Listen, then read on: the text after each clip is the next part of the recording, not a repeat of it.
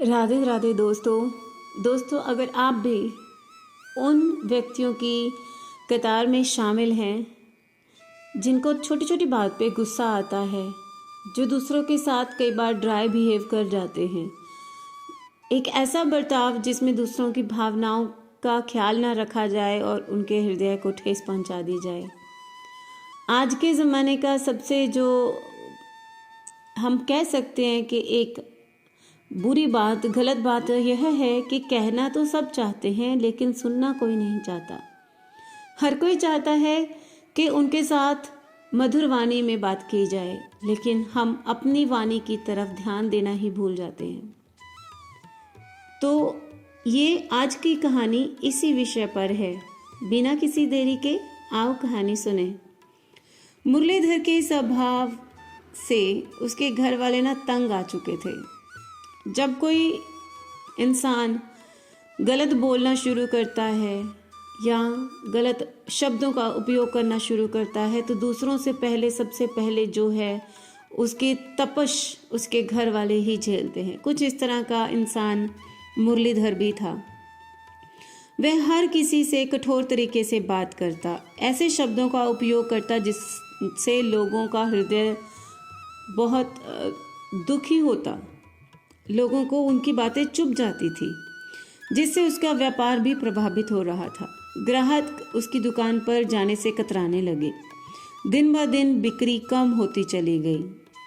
मुरलीधर चिंतित हो गया। एक बार उसने सुना कि शहर में एक बाबा जी आए हैं। मुरलीधर ने सोचा, क्यों ना बाबा जी के पास जाकर आशीर्वाद ले लूं और व्यापार में सुधार का कोई उपाय भी पूछ लूं। यह सोचकर वह सुबह सुबह बाबा जी के डेरे पर जा पहुंचा। वहां पहले से और भी बहुत लोग मौजूद थे। मुरलीधर को खड़े खड़े वहां काफी वक्त लग गया। दुकान खोलने में देर हो रही थी। मुरलीधर ने खिंचकर वहां के उपस्थित लोगों से झगड़ा कर लिया।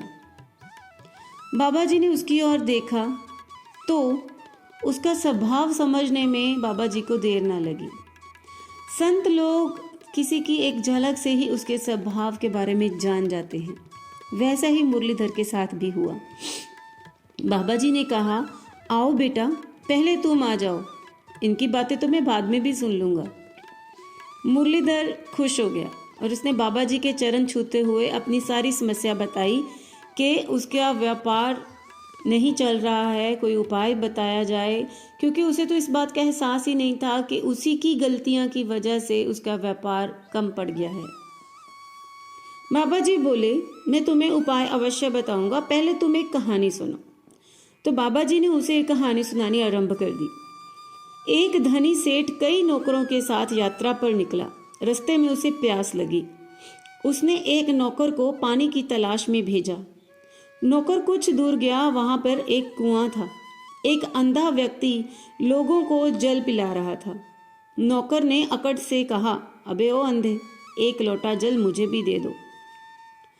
अंधा भी उसी अकड़ के साथ उसे कहने लगा, जा भाग यहां से, मैं तुझ जैसे मूर्ख बेवकूफ इंसान को पानी नहीं देता।